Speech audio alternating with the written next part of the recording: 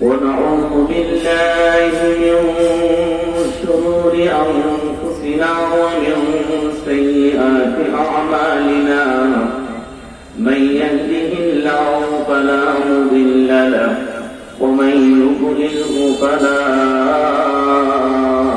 هادي له ونشهد أن سيدنا وسندنا وحبيبنا وطبيبنا وطبيب ربنا وقلوبنا ومولانا محمدا عبده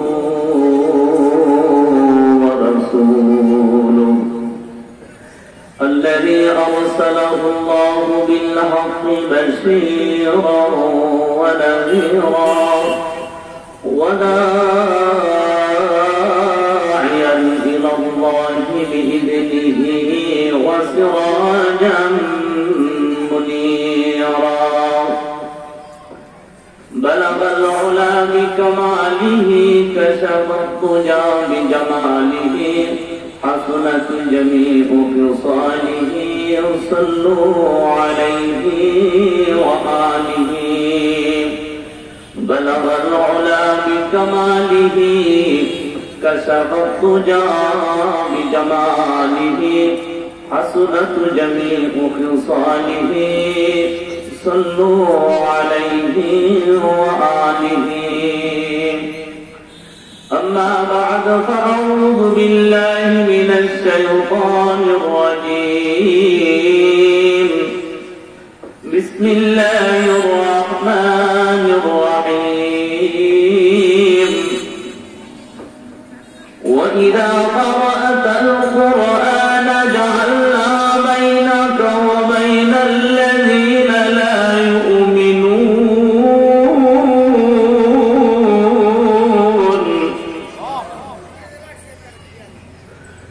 وإذا قرأت القرآن جعلنا بينك وبين الذين لا يؤمنون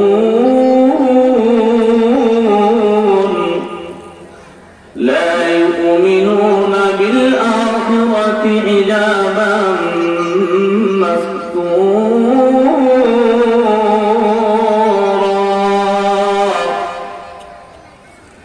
وقال النبي صلى الله عليه وسلم من نفس عن مؤمن كربة من كرب الدنيا نفس الله عنه كربة من كرب يوم القيامة ومن يسر على معسر يسر الله عليه في الدنيا والآخرة ومن ستر مسلما ستره الله في الدنيا والآخرة والله في عون العبد ما كان العبد في عون أخيه ومن سلك طريقا يلتمس فيه علما سهل الله له به طريقا إلى الجنة صدق الله مولانا العظيم وصدق رسوله النبي الكريم ونحن على ذلك من الشاهدين والشاكرين والحمد لله رب العالمين সবাই বলি আলহামদুলিল্লাহ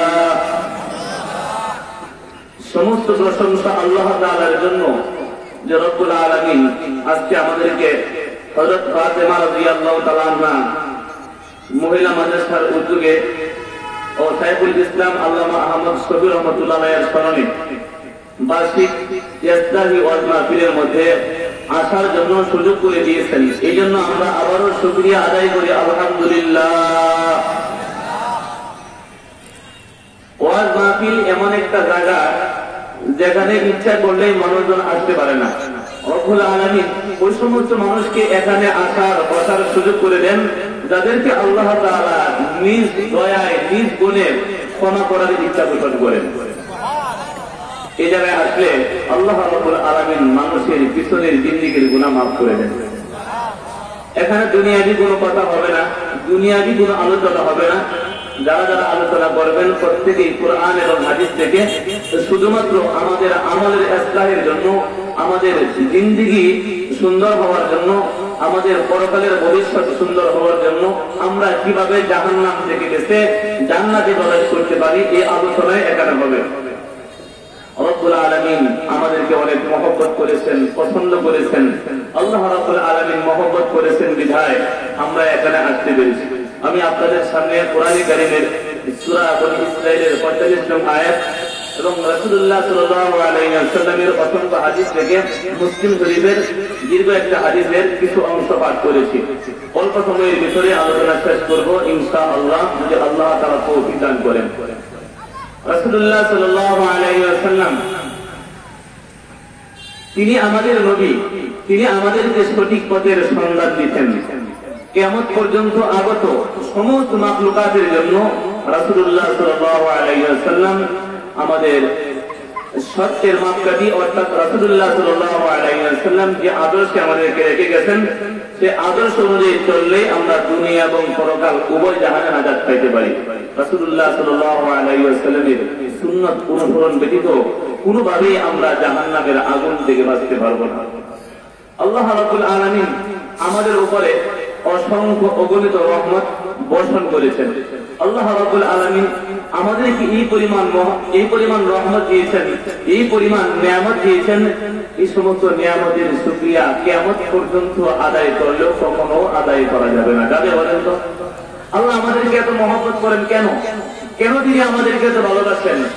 আল্লাহ রাব্বুল আলামিন কেন এত ভালোবাসেন? সারা পৃথিবীর সমস্ত মাখলুককে আল্লাহ তাআলা বানাইছেন আমরা মানুষের সেবা করার জন্য, আর মানুষকে বানিয়েছেন তিনি একমাত্র আল্লাহর গোলামি করার জন্য। জুড়ে বলেন সুবহানাল্লাহ। কেন? আল্লাহ রাব্বুল আলামিন আমাদের ভবিষ্যৎ চান, আল্লাহ রাব্বুল আলামিন আমাদেরকে জান্নাত দান করেন। আল্লাহ রাব্বুল আলামিন আপনাকে কি পরিমাণ নিয়ামত দান করেছেন কল্পনাও করতে পারবেন না, কল্পনাও করতে পারবেন না। যদি কোন সময় এমন হয়, এখনই তো আছে এই পৃথিবীর ভিতরে কতগুলো মানুষ আল্লাহ তাআলা সৃষ্টি করেছেন, মানুষে গণনা করতে পারে। এই পৃথিবীর ভিতরে কি পরিমাণ গাছপালা আছে, মানুষে ইচ্ছা করলে হিসাব করে বের করতে পারবে। এই পৃথিবীর ভিতরে এমন যন্ত্র আবিষ্কার হয়েছে, একটা পুকুরের ভিতরে কয় টন পানি আছে মানুষে হিসাব করে বার করতে পারে কি পারে না। এই পৃথিবীর ভিতরে এমন মেশিন আবিষ্কার হয়েছে, একটা মানুষের দেহের ভিতরে কি পরিমাণ রক্তের কণা আছে এগুলো মানুষ হিসাব করে বাইর করতে পারে কি পারে না। এই পৃথিবীর ভিতরে এমন মেশিন আবিষ্কার হয়ে গেছে, একটা মানুষ তার দিলে দিলে তার অন্তরে কি পরিকল্পনা করে ওই মেশিনের মধ্যে বেসে যায়। একটা মানুষের পাঁচ কি পরিমাণ চলে মেশিনের মধ্যে বাসে কি বাসে না বলেন? এই পৃথিবীর ভিতরে যদি এমন কোন মেশিন আবিষ্কার হয় যে এই জায়গার মধ্যে কতটুকু নিচে গেলে কি পরিমাণ পানি আছে, পানির কোয়ালিটি কি হবে, এই হিসাবেও আবিষ্কার করতে পারে। আল্লাহ রাব্বুল আলামিন বলেন, হে দুনিয়ার মানুষ, কিয়ামত পর্যন্ত এমন কোন মেশিন আবিষ্কার করতে পারবে না যে মেশিন আবিষ্কার করে বের করবে আমি আল্লাহ তোমাকে কি পরিমাণ নিয়ামত দান করেছি। এমন কোন মেশিন আবিষ্কার হবে না, কোনদিন আবিষ্কার করতে পারবে না। রব্বুল আলামিন আপনাকে কি পরিমাণ নিয়ামত দান করেছেন। বন্ধুরে, যার একটা হাত নাই তার হাতের কথা জিজ্ঞেস করুন, সে বলবে জীবন ভরা তোমার গোলামি করবো, আমার হাতটা ঠিক করে দিলে। যে ব্যক্তির চক্ষু নাই ওই ব্যক্তিকে চক্ষু সম্পর্কে জিজ্ঞেস করুন, হে ভাই অন্ধ, একটা চক্ষুর কত মূল্য? অন্ধ ব্যক্তি বলবে, বাইরে আমি জীবন ভরা তোমার গোলামি করবো যদি আমার চক্ষুটা ভালো হয়ে যায়। আল্লাহ কি পরিমাণ নিয়ামত আপনাকে দিয়েছেন কল্পনা করতে পারবেন না।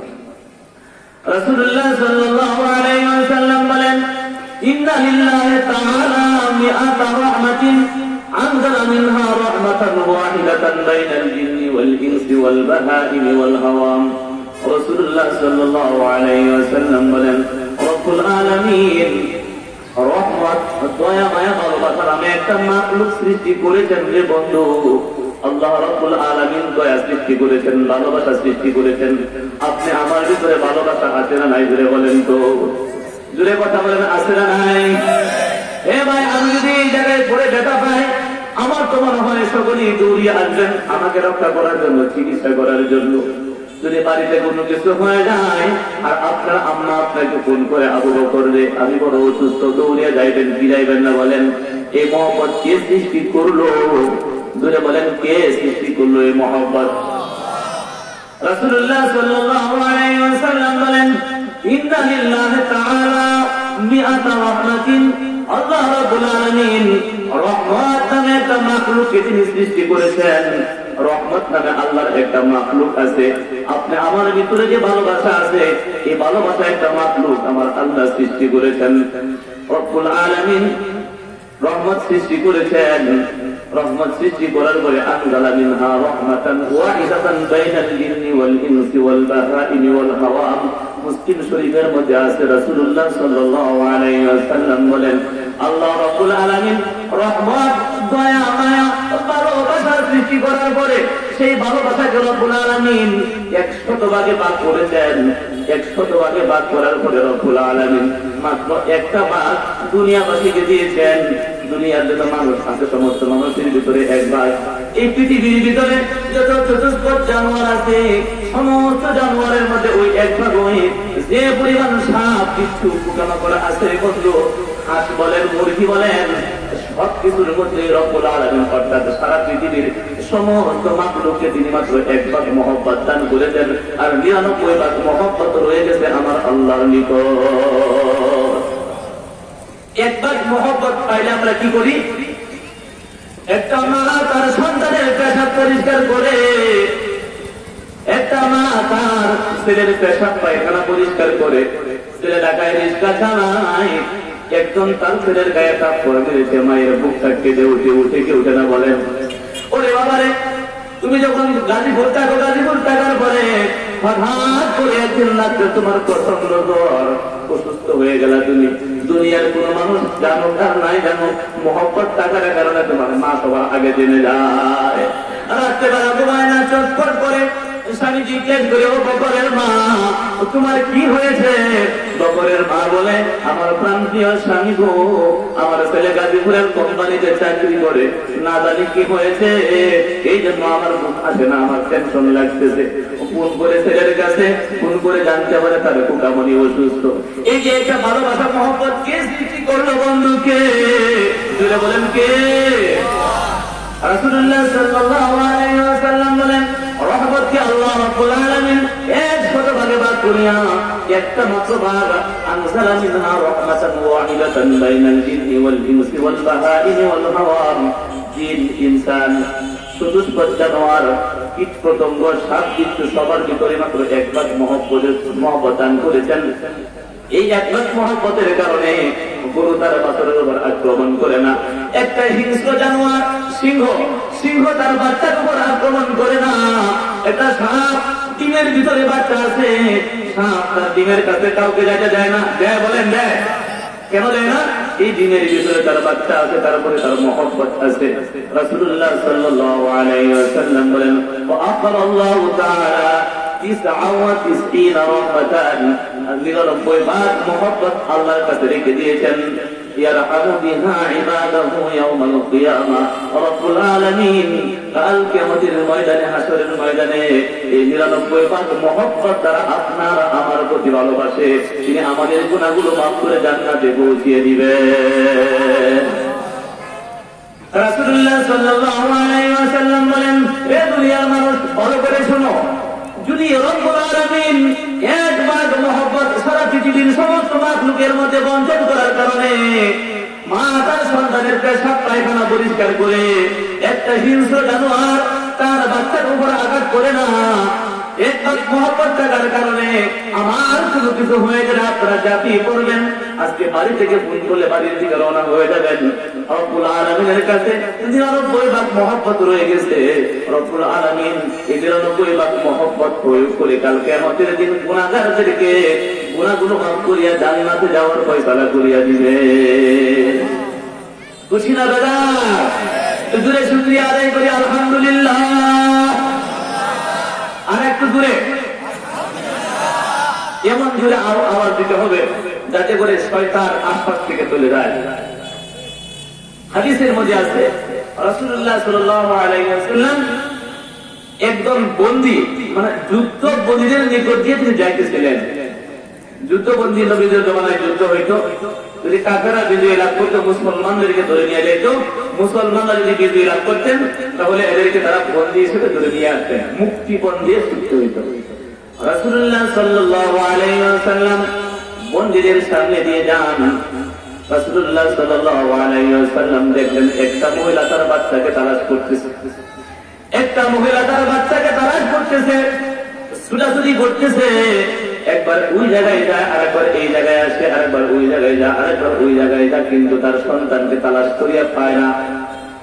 বহু খোঁজাখুঁজির পরে যখন তার সন্তানকে পেয়ে গেল, তার সন্তানকে পাওয়ার পরে ওই মহিলা তার সন্তানের গায়ে ধুলাবালি ছিল, ধুলাবালি সহ তার বুকে জড়ায় নিল, তার বুকে জড়ায় ধরলো, জড়ায় ধরার পরে বাচ্চাকে চুম্বন করতে আরম্ভ করলো। বাচ্চাদের নাকের মধ্যে ময়লা থাকে, ময়লাগুলো পরিষ্কার করলো, দুই গালে চুম্বন করতে আরম্ভ করলো, বুকের সাথে জড়ায় ধরলো। রাসূলুল্লাহ সাল্লাল্লাহু আলাইহি ওয়াসাল্লাম সাহাবীদেরকে দেখলেন, বললেন, ও আমার সাহাবীরা রে, একটু এই মহিলার দিকে লক্ষ্য করো তো, এই মহিলাকে তার সন্তানকে আগুনে নিক্ষেপ করতে পারে? না না ইয়া রাসূলুল্লাহ, কখনো এই মহিলা তার সন্তানকে আগুনে নিক্ষেপ করতে পারে না। আরে আপনি কি পারবেন আপনার সন্তানকে আগুনে নিক্ষেপ করতে পারবেন? পারবেন? রাসূলুল্লাহ সাল্লাল্লাহু আলাইহি ওয়াসাল্লাম সাহাবীদেরকে বললেন, সাহাবীরা রে, এই মহিলা কি তার সন্তানকে আগুনে নিক্ষেপ করতে পারে? না গো নবী, যে পরিমাণ মহব্বত করতেছে, ভালোবাসতেছে তার সন্তানকে, এই মহিলা কখনো তার সন্তানকে আগুনে নিক্ষেপ করতে পারে না। রাসূলুল্লাহ সাল্লাল্লাহু আলাইহি ওয়াসাল্লাম বলেন, সাহাবীরা রে, দয়া মায়াকে 100 ভাগে ভাগ করে সারা পৃথিবীর সমস্ত মা, সমস্ত বাবা, সমস্ত গরু, ছাগল, ভেড়া, দোলনা, সার কিছু যত মাখলুক আল্লাহ সৃষ্টি করেছেন, সমস্ত মাখলুকের মধ্যে এক ভাগ মহব্বত দেওয়ার কারণে এই মহিলা তার সন্তানকে আগুনে নিক্ষেপ করতে পারে না। যে আল্লাহর নিকট 99 ভাগ মহব্বত রয়ে গেছে, এই আল্লাহ কি করে তারা বান্দাকে জাহান্নামে নিক্ষেপ করতে পারে? কথা বুঝে আসছে আপনাদের?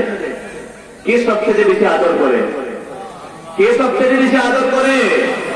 যারা ধরে বলেন কে? সবচেয়ে বেশি মহব্বত করেন আমার আল্লাহ, সবচেয়ে বেশি মহব্বত করেন আমার আল্লাহ। হাজার হাজার অন্যায় আপনি করেছেন, দুনিয়াবাসীর কাছে প্রকাশ পাইলে আপনাকে হয়তো গুলি করতো, না হয় পাঠিয়ে চড়াইতো। এরকম অন্যায় পাপ আমি করেছি বন্ধু, যেগুলো প্রকাশ পাইলে হয়তো দুনিয়ার মানুষ আমাকে পিছনে দিত, বাড়ির দিকে তাড়িয়ে দিত। দুনিয়ার কোন মানুষ না জানলেও কে জানেন? ধরে বলেন তো, কে জানেন? আমার আল্লাহ অবশ্যই জানেন, কিন্তু আপনাকে যদি শাস্তি প্রয়োগ করেন না, আপনাকে যদি শাস্তি প্রয়োগ করেন না, তিনি গোলাগুলোকে লুকিয়ে রেখেছেন, ডাকিয়ে রাখতেন। আল্লাহ রাব্বুল আলামিন ওই 99 ভাগ মহব্বত প্রয়োগ করে হাসরের ময়দানে আপনার প্রতি দয়া হইয়া তিনি আপনার গুনাহগুলো মাফ করিয়া জান্নাতে পৌঁছিয়ে দিবেন। রাসূলুল্লাহ সাল্লাল্লাহু আলাইহি ওয়াসাল্লাম বলেন, ইন্নী লা আহুব্বু বিআহলিল আরদি আযাবান ফাইযা নাযারতু ইলা উম্মারি বুয়ুতি وإلى المتعافين بيا وإلى المستغفرين بالأسحار استرفت ذلك عنهم। রাসূলুল্লাহ সাল্লাল্লাহু আলাইহি ওয়াসাল্লাম বলেন, আল্লাহ রাব্বুল আলামিন তিনি ঘোষণা করেন, ইন্নী লা আহুম্মু বিআহলিল আরদি আযাবান, মাঝে মধ্যে আমি আল্লাহ ইচ্ছা পোষণ করি দুনিয়াকে ধ্বংস করে দিব, দুনিয়াবাসীকে আযাব দিব, দুনিয়াবাসীকে শাস্তি প্রয়োগ করব, দুনিয়ার মানুষকে রাখবো না কেন? নামাজের সময় হলে নামাজ করে না, গুনাহের কাজের মধ্যে মানুষ মশগুল, সঠিক কিনা বলেন? এই বন্ধু, মাগরিবের নামাজের সময় কত লোক রাস্তা দিয়ে চলাফেরা করেছে, হাজার ভাগের 1 ভাগ মানুষ তো নামাজ পড়ে নাই, সঠিক কিনা বলেন? এই বন্ধু, কয়জন লোক নামাজ পড়লো?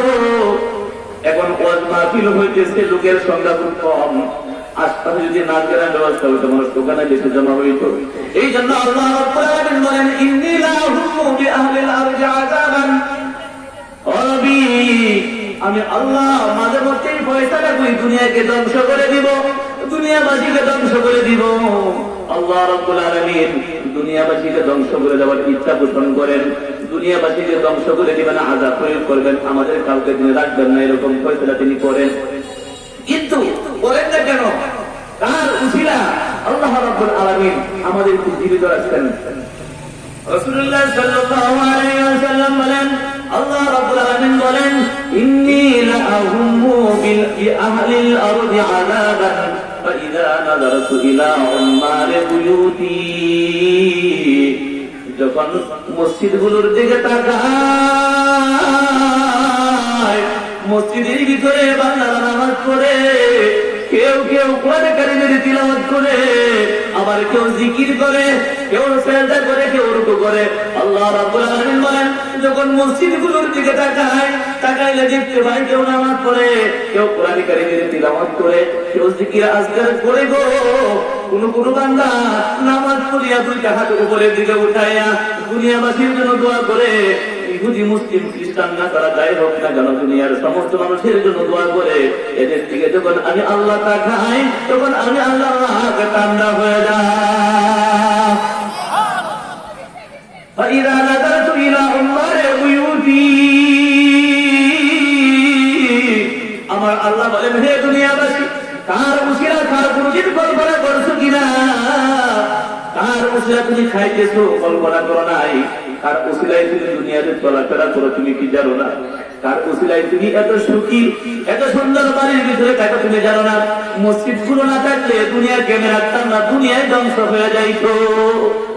فإذا نظرت إلى عمار بيوتي যখন মসজিদ আবাদকারীদের দিকে তাকায়, কেউ নামাজ পড়ে, কেউ কোরআনে কারিমের তেলাওয়াত করে, কেউ জিকির আজকার করে, কেউ মুনাজাত করে, ওদের দিকে যখন তাকায়, ওয়া ইলাল মুতাহাব্বিনা ফিয়া আরেকজন লোক আছে যারা একজন আরেকজনকে মহব্বত করে আমি আল্লাহর জন্য মাগরিবের নামাজের পরে দাওয়াত নিয়ে বের হয়ে যায়, ফজরের নামাজের পরে দাওয়াত নিয়ে বের হয়ে যায়, গাড়ি নিয়ে ঘুরতেছে, এক জায়গা থেকে আরেক জায়গায় যায়, আরেক জায়গা থেকে আরেক জায়গায় যায়, যায় কি যায় না বলেন? ওয়া ইলাল মুতাহাব্বিনা ফিয়া ওই সমস্ত লোকদের দিকে যখন তাকায় যারা আমি আল্লাহকে মহব্বত করে, আমি আল্লাহকে সন্তুষ্ট করার জন্য একজন আরেকজনকে দাওয়াত দেয়, একজন আরেকজনকে মহব্বত করে, এই সমস্ত মুসাফিরদের দিকে যখন তাকায়, ওয়া ইলাল মুস্তাগফিরিনা বিল আসহার আরেকটা লোক আছে শেষ রাতে উঠিয়া সমস্ত মানুষ যখন ঘুমিয়ে থাকে, সমস্ত মানুষ ঘুমিয়ে থাকে, আমার কিছু কিছু বান্দা আছে আরামের ঘুম হারাম করিয়া তারা রাত্রেবেলা ঘুমায় না, উঠিয়া আমি আল্লাহর কুতুবি পায়ে সেজদা করিয়া রুনাদারি করে ক্রন্দন করে এদের দিকে তাকাই, আমি আল্লাহ আমার শাস্তিকে মওকুফ করিয়া দে। কয় প্রকারের লোক? তিন প্রকার। মসজিদ আবাদকারী, দাওয়াত তাবলীগের মেহনতকারী, শেষ রাতে উঠে তাহাজ্জুদের নামাজ পড়ে যারা, এদের উসিলা রব্বুল আলামিন দুনিয়াবাসীকে ধ্বংস করেন না, দুনিয়াবাসীকে আল্লাহ তাআলা হেফাজত করেন। বলে বলেন সুবহানাল্লাহ। রাসূলুল্লাহ সাল্লাল্লাহু আলাইহি ওয়াসাল্লাম বলেন, ইউখরাজু লিবনি আদম ইয়াওমাল কিয়ামাতি সালাসু দাওয়াবিন দীওয়ানুন ফীহি আল আমালুস সালিহু ওয়া দীওয়ানুন ফীহি যুনুবুহু ওয়া দীওয়ানুন ফীহি আন-নি'ামু লিল্লাহি তাআলা। রাসূলুল্লাহ সাল্লাল্লাহু আলাইহি ওয়াসাল্লাম বলেন, হে বন্ধু, তুমি যখন দুনিয়া থেকে চলে যাইবা, এমন একটি জায়গায় যাইবে রে আর কোনদিন ফিরে তুমি আসবা না। রাসূলুল্লাহ সাল্লাল্লাহু আলাইহি ওয়াসাল্লাম বলেন, মানুষগুলো যখন মারা যাবে হাসরের ময়দান কায়েম করা হবে, হাসরের ময়দান কায়েম হয়ে গেলে তোমাদের জন্য তিনটি দপ্তর খোলা হবে, তিনটি হিসাবের দপ্তর খোলা হবে, তিনটি হিসাব খোলা হবে। কয়টা ভাই? তিনটা। তিনটা হিসাবের খুলবেন আল্লাহ রাব্বুল আলামিন। রাসূলুল্লাহ সাল্লাল্লাহু আলাইহি ওয়াসাল্লাম বলেন, ইউখরাজু লিবনি আদম ইয়াওমাল কিয়ামাতি সালাসু দাওয়াবিন, মানুষ মৃত্যুর পরে তার জন্য তিনটি হিসাবের দপ্তর খোলা হবে। কয়টা? জোরে বলেন কয়টা? কথা বুঝেন ভাইরা? কথা বুঝেন? বলবো কয়টা দপ্তর খোলা হবে?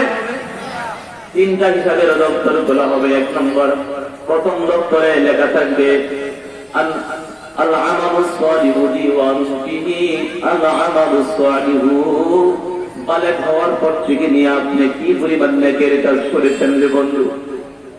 হে বন্ধু, বালেগ হওয়ার পর থেকে নিয়ে আপনি কি পরিমাণ নেকের কাজ করেছেন?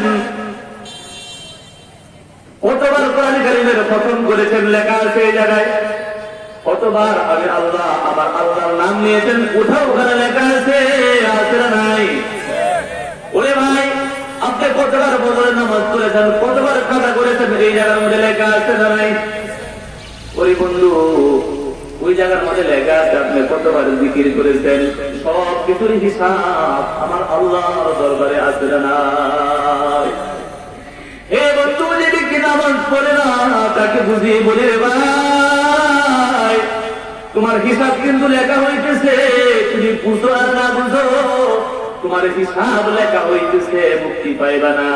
লা ইউবাদিরু সগীরাতান ওয়ালা কাবীরাতান ইল্লা আহসাহা। তুমি ছোট আমল করো, বড় আমল করো, যাই তুমি করছো না কেন সব কিছুই ওখানে লেখা আছে। রাসূলুল্লাহ সাল্লাল্লাহু আলাইহি ওয়াসাল্লাম বলেন, দিওয়ানুন ফীহি আল আমালুস সালিহ, প্রথম যে দপ্তর থাকবে ওই জায়গার মধ্যে লেখা আছে আপনার নেক আমলগুলো। আপনি জীবনে কয়বার কোরআনে কারিমের খতম করেছেন, জীবনে কত ওয়াক্ত নামাজ আপনি পড়েছেন, জীবনে কতবার জিকির করেছেন, জীবনে কতবার ওয়াজ মাহফিলে আপনি এসেছেন, অর্থাৎ যত প্রকারের নেকের কাজ হইতে পারে আমার আল্লাহ সমস্ত নেকের কাজ ওই জায়গায় জমা করেছে। ওরে বন্ধু, কারো যখন সর্বনাশ হয়ে যাবে আর কারো ভাগ্য খুলে যাবে।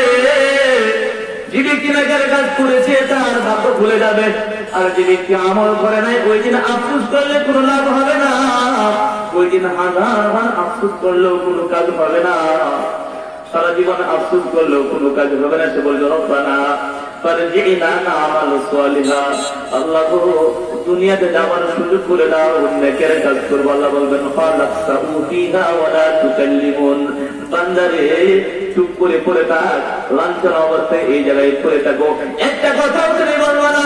আওয়ালাম নুআম্মিরুকুম মা ইয়াতাযাক্কারু ফীহি মান তাযাক্কারা ওয়া জাআকুমুন নাযীর, আমার বান্দারে তোমাকে কি আমি আল্লাহ এই পরিমাণ হায়াত দেই নাই, সেই পরিমাণ হায়াত পাইয়া তোমার মতো আর একজন লোক জান্নাতবাসী হয়ে গেছে।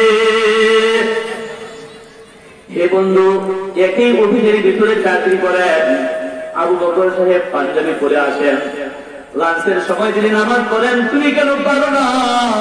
তোমার মতো একজন শ্রমিক ভাই ওই ব্যক্তি নামাজের সময় নামাজ পড়ে, তুমি কেন পারো না? তোমার মতো একজন গাড়িওয়ালা, রিক্সাওয়ালা, রিক্সা কামাইয়া নামাজের সময় নামাজ পড়ে, তুমি কেন পারো না? আমার আল্লাহ হাসরের ময়দানে আপনাকে এগুলো সম্পর্কে জিজ্ঞেস করবেন। দ্বিতীয় দপ্তরের মধ্যে লেখা থাকবে, ওয়াদিওয়ানুন ফীহি যুনুবুহু, রাসূলুল্লাহ সাল্লাল্লাহু আলাইহি ওয়াসাল্লাম বলেন, তোমার হিসাবের দ্বিতীয় দপ্তরে লেখা থাকবে তুমি বালেগ হওয়ার পর থেকে নিয়ে মৃত্যু পর্যন্ত কি পরিমাণ গুনাহের কাজ করেছ, সমস্ত গুনাহ ওই জায়গার মধ্যে উল্লেখ আছে। গভীর রাতে সবাই যখন ঘুমিয়ে গেল, তুমি মোবাইলটা খুলিয়া রাত্রেবেলা না ঘুমাইয়া পোস্টিং ভিডিও গুলো দেখছো, দুনিয়ার কোন মানুষ দেখা নাই, একজনে দেখছে, কে সে বলেন তো? এগুলো বলেন, কে দেখেছে বলেন? দুনিয়ার কোন মানুষ দেখে নাই, আল্লাহ দেখছে। রাত্রেবেলা সমস্ত মানুষ ঘুমিয়েছিল, ঘুমিয়ে থাকার পরে ঘর থেকে একজন মানুষ উঠিয়া তাহাজ্জুদের নামাজ পড়েছে, বাড়ির কেউ জানে না, কে জানে বলেন তো? আমার আল্লাহ জানেন। হে ভাই, বর্তমান সময়ে আমাদের অনেক সময় মোবাইলের পেছনে চলে যায়। ওরে ভাই, তো বড় মুত্তাকি হোক না কেন, যখন স্মার্ট মোবাইল তার হাতে চলে আসে, চেষ্টা করে গোপনে গোপনে একটু দেখে নেই, অনেক কিছু দোকানের মধ্যে পাওয়া যায়, অনেক চেষ্টা করে। কাউকে আল্লাহ হেফাজত করেন আর কাউকে আল্লাহ তাআলা বিপদগামী করে দেন। হে ভাই, এই জন্য মোবাইল ফোন যারা চালায় সাবধান, সতর্ক থাকতে হবে আমাদের এই মোবাইলের দ্বারা যেন কোন গুনাহের কাজের সম্মুখীন না হয়ে যায়। রাসূলুল্লাহ সাল্লাল্লাহু আলাইহি ওয়াসাল্লাম বলেন, ওয়াদিওয়ানুন ফীহি যুনুবুহু, দ্বিতীয় দপ্তরে লেখা থাকবে, বান্দারে তুমি কি পরিমাণ গুনাহের কাজ করেছ, তোমার গুনাহের কাজ কি পরিমাণ ছিল। তুমি একদিন মিথ্যা কথা বলেছো, ওই জায়গায় আসবে না, বলেন? একদিন আপনি মিথ্যা কথা বলেছেন, রাস্তা দিয়ে মেয়েরা হাতিয়া যায়, ওই মেয়ের দিকে আপনি তাকিয়েছেন, ওটা ওই জায়গায় আসবে না নাই।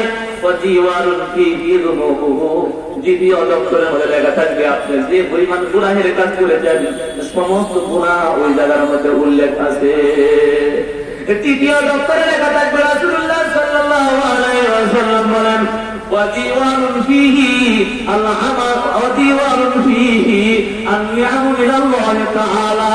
রাসূলুল্লাহ সাল্লাল্লাহু আলাইহি ওয়াসাল্লাম বলেন, তৃতীয় দপ্তরে লেখা থাকবে বন্ধু আপনাকে আল্লাহ রাব্বুল আলামিন যে পরিমাণ নিয়ামত দান করেছেন, কি কি নিয়ামত দান করেছেন, আর এই নিয়ামতগুলোর মোকাবেলায় আপনি কি কি নেকের কাজ করেছেন। হে বন্ধু, আল্লাহ রাব্বুল আলামিন আপনাকে কত নিয়ামত দান করেছেন, আপনাকে কখনো কল্পনা করতে পারবেন না, না না কখনো কল্পনা করতে পারবেন না। রব্বুল আলামিন অসংখ্য অগণিত নিয়ামতের মধ্যে আপনাকে ডুবিয়ে রেখেছেন। আপনি কোনদিন কল্পনা করতে পারবেন না রব্বুল আলামিন আপনাকে কি পরিমাণ নিয়ামত দান করেছেন। আল্লাহ রব্বুল আলামিন বলেন, সারা পৃথিবীর সবকিছু গণনা করে শেষ করতে পারবে, কিন্তু আমি আল্লাহর নিয়ামতগুলো কোনদিন গণনা করে শেষ করতে পারবে না। হে বন্ধু, রব্বুল আলামিন যাদেরকে ছেলে মেয়ে দান করেছেন, ছেলে মেয়েও একটা নিয়ামত, জোরে বলেন নিয়ামত কিনা। কত মানুষ লক্ষ লক্ষ টাকা পয়সা ব্যয় করে একটা সন্তানের। বন্ধুরা, আমার যে কথা বলতেছিলাম, সন্তান ছেলে হোক মেয়ে হোক, এটাও আল্লাহর নিয়ামত। নিয়ামত কিনা বলেন? মানুষ লক্ষ লক্ষ টাকা পয়সা খরচ করে একটা সন্তানের জন্য কিন্তু সন্তান হয় না। আল্লাহ রাব্বুল আলামিন বলেন, লিল্লাহি মুলকুস সামাওয়াতি ওয়াল আরদ ইয়াখলুকু মা ইয়াশা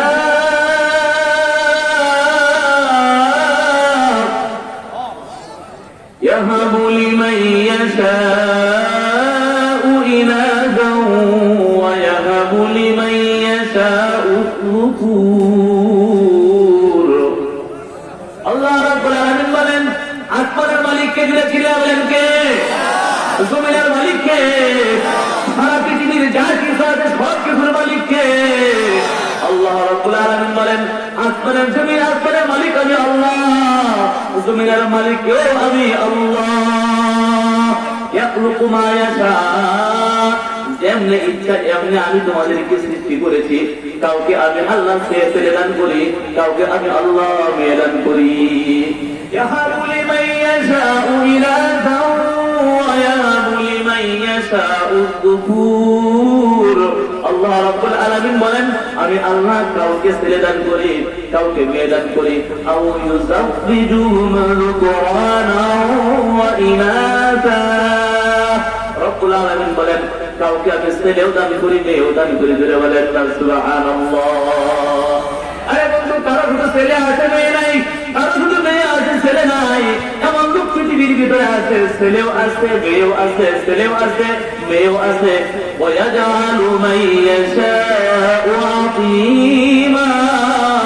আল্লাহ রাব্বুল আলামিন বলেন, এমন লোক আমি এই দুনিয়াতে সৃষ্টি করেছি, কিয়ামত পর্যন্ত চিকিৎসা করলেও তার গর্ভে কোনো সন্তান জন্মগ্রহণ করবে না।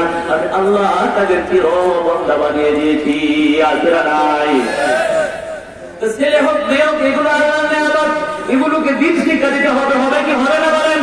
যাকে রব্বুল আলামিন ছেলে দান করেছেন, ছেলেদের মাথায় ভর্তি করতে হবে, কোরআন হাদিস শিক্ষা দেওয়া লাগবে। যাকে রব্বুল আলামিন মেয়ে দান করেছেন, তাকে মেয়েদের মাথায় ভর্তি করতে হবে। তার জিন্দেগি পরিচালনা করার জন্য তাকে ধর্মীয় শিক্ষায় শিক্ষিত করা বাবার দায়িত্ব। তার দায়িত্ব বলেন? বাবার দায়িত্ব। উমর ফারুক রাদিয়াল্লাহু তাআলা মেয়ের জমানায় একজন বৃদ্ধ বাবা উমরের দরবারে আসে বলতেছে, ইয়া আমিরুল মুমিনিন, ইয়া আমিরুল মুমিনিন, আমার ছেলে যুবক মানুষ, সে অনেক কামাই রোজগার করে, অনেক অর্থ উপার্জন করে, কিন্তু আমাকে খরচ দেয় না, আমাকে দেখতেই পারে না, বাবার হক সে ঠিকঠাক মতো আদায় করে না। ইয়া আমিরুল মুমিনিন, আমার ছেলের জন্য বিচার করতে এসেছি। আমিরুল মুমিনিন, আপনি দয়া করে আমার মধ্যে এবং আমার ছেলের মধ্যে একটা সুন্দর ফয়সালা করিয়া দিন, যাতে করে আমার ছেলে আমার ভরণ পোষণ দেয়। এরকম সন্তান আমাদের দেশে আছে না নাই? দূরে কথা বলেন, আছে না নাই? আমাদের দেশে এরকম সন্তান অনেক আছে, বাবাকে বাদ দেয় না, মাকে কাপড় দেয় না। ওই মুরব্বী যখন বলল, আমার সন্তান আমার খরচ বহন করে না, আমাকে খরচ দেয় না, তোমার ফারুক রাদিয়াল্লাহু তাআলা বললেন, তোমার সন্তানকে আমার কাছে নিয়ে আসো। ওই মুরব্বী তার সন্তানকে উমরের দরবারে নিয়ে আসলেন। আমিরুল মুমিনিন উমর ফারুক রাদিয়াল্লাহু তাআলা যুবককে বললেন, যুবক রে, বাবা মার হক ঠিক মতো আদায় করতে হবে। আল্লাহ রাব্বুল আলামিন কুরআনে নির্দেশ করেছেন পিতামাতার হক আদায় করার জন্য। এখন থেকে তুমি যা কিছু কামাই করো, আয় রোজগার করো, এখান থেকে একটা অংশ তোমার বাবাকে দিয়ে দিবা। যুবক বলতেছে আমিরুল মুমিনিন, সন্তানের উপর যেমন পিতা মাতার দায়িত্ব আছে, এরকম ভাবে পিতা মাতার উপর কোন দায়িত্ব আছে কিনা, অর্থাৎ সন্তানের যেমন করণীয় আছে, পিতা মাতার জন্য এরকম করণীয় আছে না নাই? যদি বলেন আছে না নাই? উমর ফারুক রাদিয়াল্লাহু তাআলা আনহু বললেন, হ্যাঁ অবশ্যই আছে।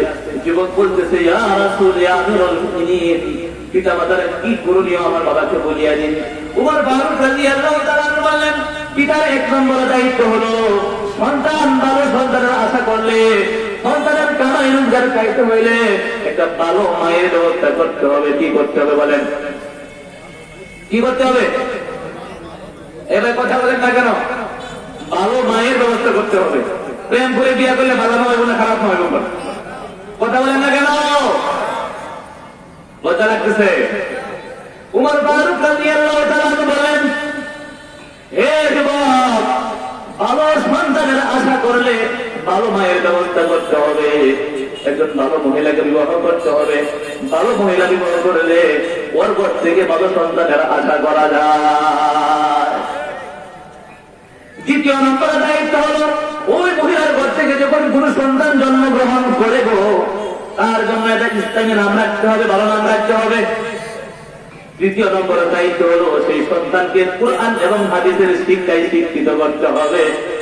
এই তিনটা বৈশিষ্ট্য থাকলে তোমার সন্তান থেকে তুমি বরণ পোষণের আশা করতে পারো, এই সন্তানের উসিলা জাহান্নামের আগুন থেকে বাঁচার আশা করতে পারো।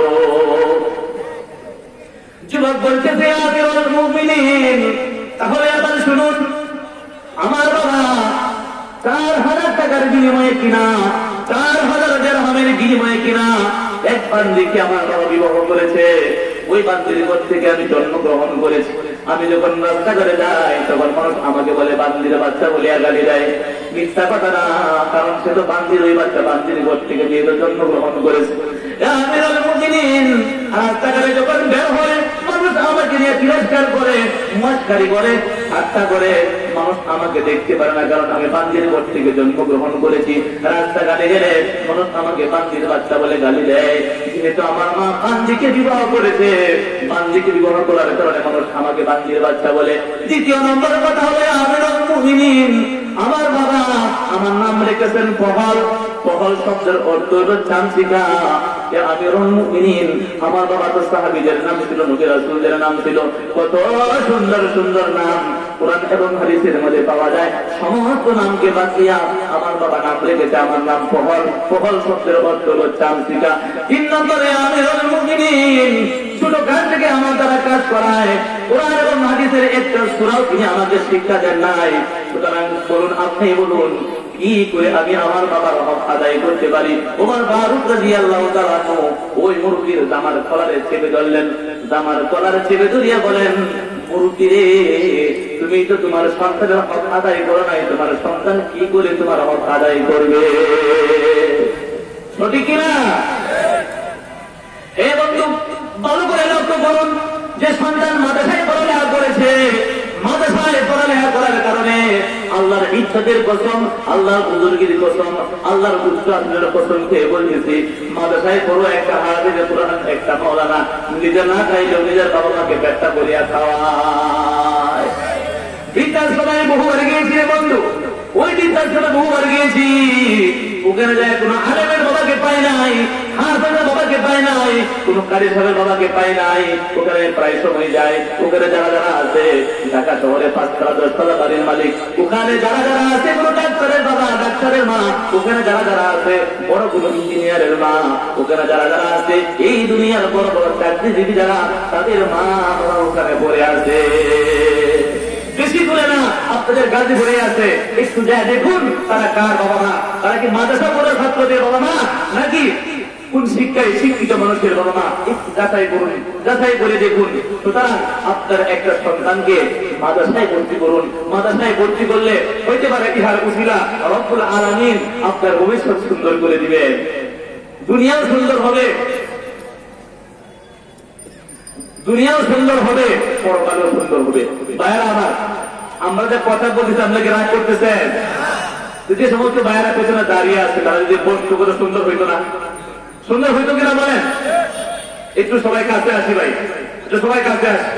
রাসূলুল্লাহ সাল্লাল্লাহু আলাইহি ওয়াসাল্লাম বলেন, মান নাফাসা আন মুমিনিন কুরবাতান মিন কুরাবিদ দুনিয়া নাফাসাল্লাহু আনহু কুরবাতান মিন কুরাবি ইয়াউমিল কিয়ামাহ। এই দুনিয়ার ভিতরে যে ব্যক্তি কোন মুমিন মুসলমানের সামান্য একটু কষ্ট দূর করে দিবে, বিপদ আপদ দূর করে দিবে, রাসূলুল্লাহ সাল্লাল্লাহু আলাইহি ওয়াসাল্লাম বলেন, এই দুনিয়ার ভিতরে যে ব্যক্তি কোন মুসলমান ভাইয়ের সামান্য একটু কষ্ট দূর করে দিবে, নাফাসাল্লাহু আনহু কুরবাতান মিন কুরাবি ইয়াউমিল কিয়ামাহ, রব্বুল আলামিন কাল কিয়ামতের ময়দানে, হাসরের ময়দানে ওই ব্যক্তির যাবতীয় বিপদ তিনি দূর করে দিবেন। ওই ব্যক্তির সবথেকে বড় বিপদ হলো জাহান্নাম। রব্বুল আলামিন ঘোষণা করেছেন, এই দুনিয়ার ভিতরে কোন মুসলমানের উপকার করলে আমার আল্লাহ কাল কিয়ামতের দিন হাসরের ময়দানে সবথেকে ভয়ঙ্কর বিপদ জাহান্নাম চোখের সামনে আল্লাহ রাব্বুল আলামিন একটু বিপদ দূর করার কারণেই তোমাকে জাহান্নাম থেকে মুক্তি দিয়ে জান্নাতে পৌঁছে দিবে। ومن يسر على المسلم يسر الله عليه في الدنيا والآخرة। রাসূলুল্লাহ সাল্লাল্লাহু আলাইহি ওয়াসাল্লাম বলেন, যে ব্যক্তি কোনো অভাবগ্রস্তকে সাহায্য করিল, এই যে শীতকাল চলে আসছে বন্ধু, শীতকালে অনেক গরিব অসহায় মানুষ বাচ্চা কাচ্চা নিয়ে চলতে পারে না, আপনার সামর্থ্য আছে একটা কম্বল কিনে দেন, তাকে শীতের একটা বস্ত্র কিনে দেন, এই যে একটু উপকার করলেন রে বন্ধু। রাসূলুল্লাহ সাল্লাল্লাহু আলাইহি ওয়াসাল্লাম বলেন, আল্লাহ রাব্বুল আলামিন দুনিয়া এবং পরকালে আপনার সবচেয়ে যে বড় বিপদ, ওই বিপদ থেকে আপনাকে আল্লাহ হেফাজত করবেন। সবচেয়ে যে বড় বিপদ, সেই বিপদ আল্লাহ আসান করে দিবেন। বিপদ পরকালে একটাই, জাহান্নাম থেকে বাঁচা। ওমান সাতারা মুসলিমান সাতারাহুল্লাহু ফিদ দুনিয়া ওয়াল আখিরাহ। রাসূলুল্লাহ সাল্লাল্লাহু আলাইহি ওয়াসাল্লাম বলেন, এই দুনিয়ার ভিতরে আমাদের সামনে চুগলখড়ি হয়, কানের ভিতরে কত মানুষের গীবত চুগলখড়ি পরনিন্দা ঢুকে, কে কি করছে না করছে নিজের দোষগুলো না দেখে মানুষের দোষগুলো নিয়ে চর্চা করি, বন্ধু করি কি করি না বলেন? হায় রে হায়, আমার ভিতরে কত অন্যায় আছে, আমি কত পাপ করি, কত অন্যায় করি, কত মিথ্যা কথা বলি, কত চুগলখড়ি করি, কত কিছু করি, নিজের কোনো হিসাব নাই। মানুষের হিসাব নিয়ে আমি টেনশন করি, মানুষের গীবত চুগল করি, এগুলো নিয়ে আমি তালাশ করি। রাসূলুল্লাহ সাল্লাল্লাহু আলাইহি ওয়াসাল্লাম বলেন, এগুলো করো না, এগুলো তুমি করো না। ওমান সাতারা মুসলিমান সাতারাহুল্লাহু ফিদ দুনিয়া ওয়াল আখিরাহ। যে ব্যক্তি কোন মুসলমানের দোষগুলো ঢাকিয়ে রাখবে, আল্লাহ রাব্বুল আলামিন হাসরের ময়দানে তোমার সমস্ত গুনাহকে তিনি ঢাকিয়ে রাখবে। এই জন্য মানুষের দুষ্কৃতি এগুলো কখনো মানুষের কাছে প্রকাশ করা যাবে না।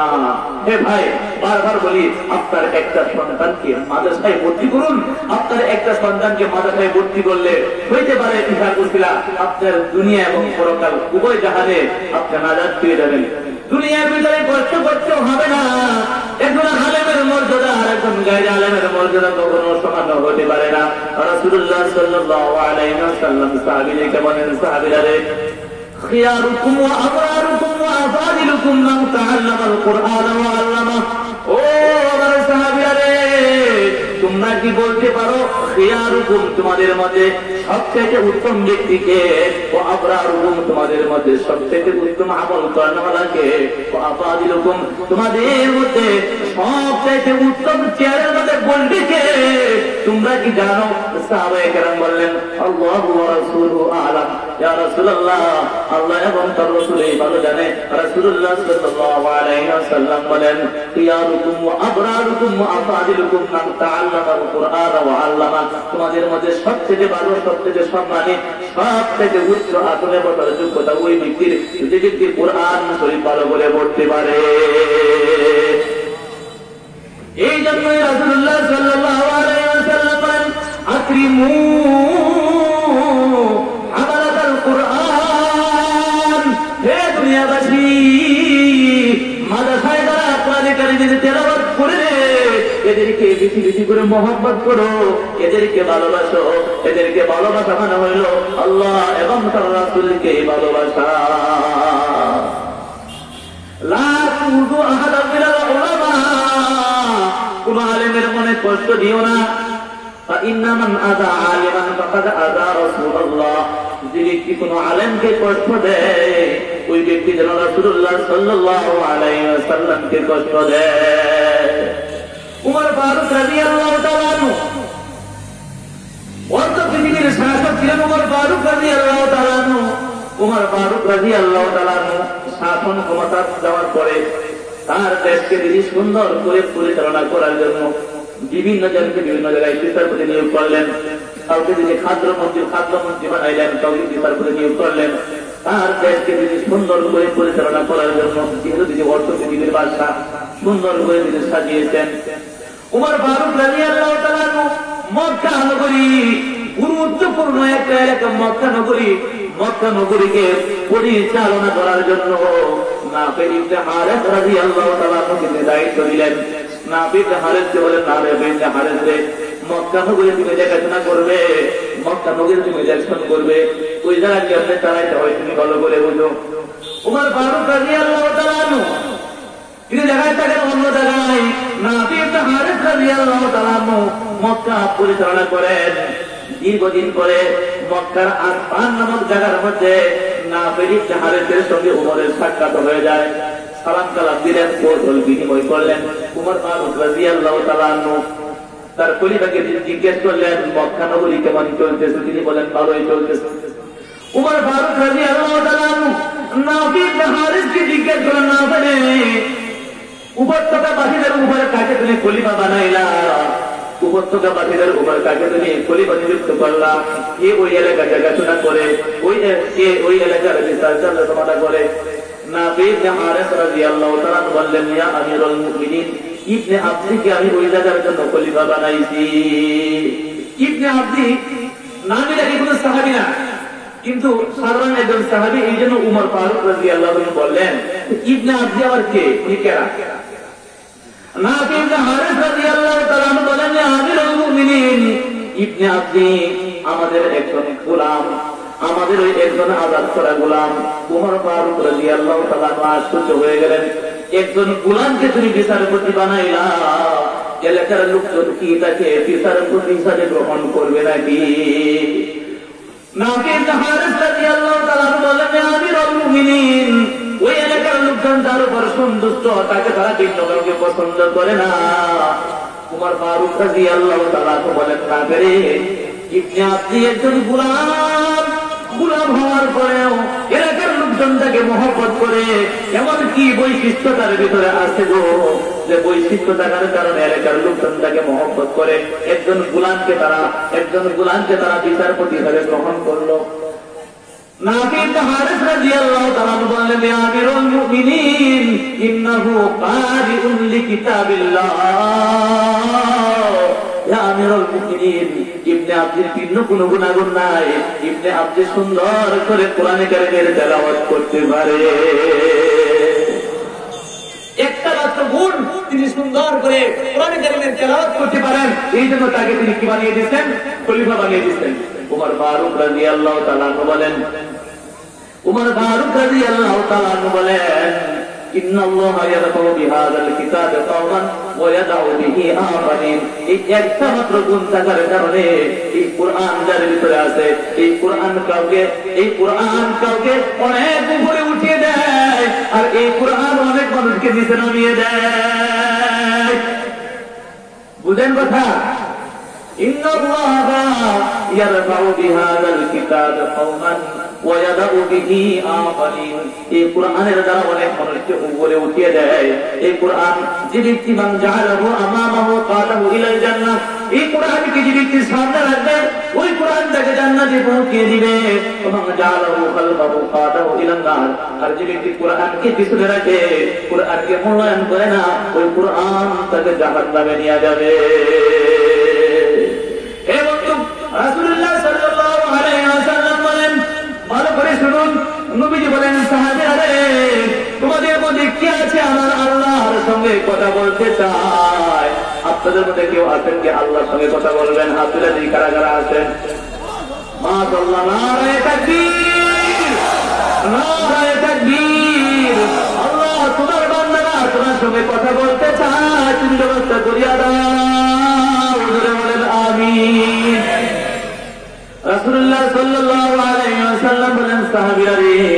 তোমাদের মধ্যে কি আছে আল্লাহর সঙ্গে কথা বলতে চায়? সাহাবায়ে কেরাম বললেন, ইয়া রাসূলুল্লাহ, এমন আশা কার দেয়া নাই? প্রত্যেকেই তো চায় সে যেন আল্লাহর সঙ্গে কথা বলতে পারে। ঠিক কিনা বলেন তো? রাসূলুল্লাহ সাল্লাল্লাহু আলাইহি ওয়াসাল্লাম বলেন, ইযা আহাব্বা আহাদুকুম আন ইউআদ্দিদা রাব্বাহু ফালইকরা আল কুরআন। তোমাদের কেউ যখন চায় আল্লাহর সঙ্গে, মালিকের সঙ্গে, যে মালিক তোমাকে চক্ষু দিয়েছেন, যে মালিক তোমাকে সুন্দর জবান দিয়েছেন, তুমি সুন্দর করে চমৎকার করে মনের কথাগুলো প্রকাশ করতে পারো। একটা বুড়া মানুষ তার দেহের ভিতরে, তার মনের ভিতরে অনেক কথা আছে, মুখ দ্বারা প্রকাশ করতে পারে না। নিজের সন্তানকে নাম ধরে ডাকতে পারে না, নিজের স্ত্রীকে তার নাম ধরে ডাকতে পারে না, আব্বাকে আব্বা ডাকতে পারে না, আম্মাকে আম্মা ডাকতে পারে না। রব্বুল আলামিন এমন সুন্দর একটা জবান দিয়েছেন, এমন সুন্দর চক্ষু দিয়েছেন। এ বন্ধু, তোমার কত কত মানুষ রাস্তাঘাটে পাগল হয়ে ঘুরতেছে, লুঙ্গি পরা বুঝে না, নিজের লজ্জার সাথে নিজে হাঁটাইতেছে, রাস্তাঘাটে ঘুরতেছে। এমন পাগল আল্লাহ তোমাকে বানায় নাই। ওই আল্লাহর সঙ্গে কথা বলার দরকার আছে না নাই? রাসূলুল্লাহ সাল্লাল্লাহু আলাইহি ওয়াসাল্লাম বলেন, ইযা আহাব্বা আহাদুকুম আন ইউহাদ্দিসা রাব্বাহু। তোমাদের কেউ যখন চায় তার মালিকের সাথে কথা বলবে, তার আল্লাহর সাথে কথা বলতে চায়, ফালইকরা আল কুরআন, সে যেন কোরআনে কারীম নিয়ে খুলিয়া বসিয়া যায়। কোরআনে কারীমের তেলাওয়াত করা মানে আল্লাহর সাথে কথা বলা।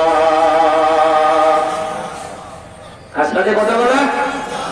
আল্লাহর সাথে কথা বলা। কোরআনে কারীম শিখতে পারা অনেক বড় কিছু। কোরআন যে ব্যক্তি শিখে নাই বড় ভুল করেছে, কোরআনে কারীম যে ব্যক্তি শিখেছে সে অনেক অনেক লাভ করেছে। রাসূলুল্লাহ সাল্লাল্লাহু আলাইহি ওয়াসাল্লাম বলেন, ইউকালু লিসাহিবিল কুরআন ইকরা ওয়াত্তাকি ওয়ারাতিল কামা কুনতা তুরাতিলু ফিদ দুনিয়া। সাহিবে কোরআনকে বলা হবে কিয়ামতের দিন, ইকরা মানে তুই পড়, তুমি পড়ো, ওয়াত্তাকি আর উপরের দিকে উঠিয়ে যাও, উপরের দিকে উঠিয়ে যাও। ওয়ারাতিল কামা কুনতা তুরাতিলু ফিদ দুনিয়া। দুনিয়ার ভিতরে যেমন তুমি কখনো আসতে পড়তে, কখনো ঘুরে পড়তে, চক্ষু দ্বারা পানি বের করে পড়তে। ওয়াত্তাকি কামা কুনতা তুরাতিলু ফিদ দুনিয়া, ওয়ারাতিল কামা কুনতা তুরাতিলু ফিদ দুনিয়া। দুনিয়ার ভিতরে এমনি তুমি তেলাওয়াত করতে, এমনি তুমি তেলাওয়াত করো। ইন্না মানজিলাকা ইনদা আখিরি আয়াতিন তাকরাউহা। কেননা তোমার জান্নাতের ভিতরে তোমার মর্যাদা, তোমার বাসস্থান ওই জায়গায় হবে যেখানে গেলে তোমার কোরআনে কারীম শেষ হয়ে যাবে। সুবহানাল্লাহ বলেন না? এই পরিমাণ মর্যাদা কোরআন ওয়ালার জন্য। একটা গণনা মনে হয়েছে, বলবো শুনবেন আপনারা? যে অনেক বাইরা দাঁড়িয়ে আছে, রাগ করছেন কেন? একটু ভিতরে আসেন, আমি গণনা বলে শেষ করে দিচ্ছি। এটা সুন্দর চমৎকার ঘটনা। নবীজির জমানায় এক সাহাবী মাত্র 4টা সূরা পড়তেন। কয়টা সূরা পড়তেন? ওই সাহাবীর নাম হইল হযরত ইয়ালা রাদিয়াল্লাহু তাআলা। শুনবেন তো সবাই? নাকি মিছিল গেলে ওইদিকে তাকায় থাকবেন? সবাই আমার দিকে তাকাইবেন তো? হযরত ইয়ালা রাদিয়াল্লাহু তাআলা ইয়ামান দেশে বসবাস করতেন। তিনি যুবক ছিলেন, মুশরিক ছিলেন, আগুনের পূজা করতেন, কখনো গাছের পূজা করতেন। নিজের প্রভুকে সৃষ্টিকর্তাকে তিনি খুঁজে পাইতেন না, তালাশ করতেন, পাইতেন না তার প্রভুকে। তোমার একজন প্রভু আছে না নাই? বন্ধু ধরে বলো তো, আমার একজন প্রভু আছে যিনি আমাকে সৃষ্টি করেছেন। হযরত ইয়ালা যুবক মানুষ, জওয়ান মানুষ, ইয়ালা রাদিয়াল্লাহু তাআলা আগুনের পূজা করেন। গরিব মানুষ, তার বাবাকে তার জানা নাই, মাকে তার জানা নাই, বাবা মায়ের কোন সন্তান তিনি জানেন না। একটা মাত্র চাদর আছে, এই চাদর তিনি চাদর দ্বারা তার লজ্জাস্থান ঢাকিয়ে রাখেন, গাছের পাতা পাতা খেয়ে তিনি থাকেন। রাত্রেবেলা পাহাড়ের ভিতরে একটি পাথর ছিল এমন দেখে, ওই পাথরের গর্তে একটা গর্ত ছিল, ওই গর্তের ভিতরে রাত্র যাপন করতেন। আর দিনের বেলা গাছের ছায়ায় ছায়ায় ঘোরাফেরা করতেন, আর মালিককে তালাশ করতেন। মালিক, কখনো গাছের পূজা করি, কখনো আগুনের পূজা করি, মালিক রে ও মালিক, তোমার আমি খুঁজিয়া পাইলাম না। জীবিকে তালাশ করে দেয়, একসময় পাইয়াই না, বলেন ঠিক কিনা? জীবিকে তালাশ করে একসময় পেয়ে যায়, আর যে ব্যক্তি গাছের সে কখনো খুঁজিয়া পায় না। ইয়ালা জোয়ান মানুষ, যুবক মানুষ মালিক মালিককে তালাশ করিয়া আগুনের পূজা করে, গাছের পূজা করে, কিন্তু মালিকের সন্ধান পায় না। দীর্ঘদিন পরে হযরত ইয়ালা ইয়ামানী রাদিয়াল্লাহু তাআলা শুনতে পাইলেন আরবের জমিনে, মক্কার জমিনে একজন লোক নবুয়তের দাবি করে, তার নাম মুহাম্মদ। ওই মুহাম্মদ এই আসল মালিকের সন্ধান দিতে পারে। হযরত ইয়ালা ইয়ামানী রাদিয়াল্লাহু তাআলা মনে মনে ভাবলেন মদিনায় যাইতে হবে আমাকে। হযরত ইয়ালা ইয়ামানী রাদিয়াল্লাহু তাআলা সফর করতে করতে দীর্ঘদিন পরে মদিনায় আসলেন, নবীজির কাছে আসলেন, আসিয়া বললেন, ইয়া রাসূলুল্লাহ, ইসলাম গ্রহণ করতে চাই, কিন্তু আমার বাবা নাই, মা নাই, আমার জন্মস্থান কোন জায়গায় জানি না গো নবী। ইয়ামান দেশ থেকে এসেছি, জন্মের পর থেকে কোনোদিন বাবাকে দেখি নাই, জন্মের পর থেকে কোনোদিন মাকে দেখি নাই, কোনো ঘর নাই, বাড়ি নাই, টাকা নাই, পয়সা নাই, কোনো কিছুই নাই। ইয়া রাসূলুল্লাহ, আপনি দয়া করে আমাকে কালিমা পড়ায় দিন, মুসলমান বানায়া দিন। রাসূলুল্লাহ সাল্লাল্লাহু আলাইহি ওয়াসাল্লাম তাকে কালিমা পড়াইলেন, মুসলমান বানাইলেন। ইসলাম ধর্ম গ্রহণ করার পরে বলতেছে, ইয়া রাসূলুল্লাহ, যেহেতু আমার বাবা নাই, আমার মা নাই, থাকার কোন জায়গা নাই, আমার কোন ঘর নাই, বাড়ি নাই, নবী গো কোথায় যাব? আমার তো যাওয়ার কোন জায়গা নাই, থাকার কোন জায়গা নাই। রাসূলুল্লাহ সাল্লাল্লাহু আলাইহি ওয়াসাল্লাম বলেন, তোমার নাম কি? আমার নাম হলো ইয়ালা। রাসূলুল্লাহ সাল্লাল্লাহু আলাইহি ওয়াসাল্লাম বললেন, যেহেতু তুমি ইয়ামান দেশ থেকে এসেছো, তোমার নাম ইয়ালা ইয়ামানী। জুড়ে বলেন সুবহানাল্লাহ। নবীজি উপাধি লাগায় দিলেন। রাসূলুল্লাহ সাল্লাল্লাহু আলাইহি ওয়াসাল্লাম বলেন, যুবক রে, আমার একটা মাদ্রাসা আছে, তুমি ইচ্ছা করলে সেই মাদ্রাসায় ভর্তি হইতে পারো। নবীজির জমানায় মাদ্রাসা ছিল কি ছিল না বলেন তো? ওই মাদ্রাসার নাম কারা বলতে পারেন? কে বলতে পারেন? আসহাবে সুফা। কি নাম? আসহাবে সুফা। মসজিদে নবীর এক কোণায় একটা ছাত্রা ঘর ছিল, যে সমস্ত সাহাবায়ে কেরাম অসহায়, ঘর নাই, বাড়ি নাই, নির্যাতিত, নিপীড়িত, ওই সমস্ত সাহাবায়ে কেরাম ওই জায়গায় থাকতেন। রাসূলুল্লাহ সাল্লাল্লাহু আলাইহি ওয়াসাল্লামের নিকট থেকে হাদিস মুখস্থ করতেন, হাদিস শিখতেন।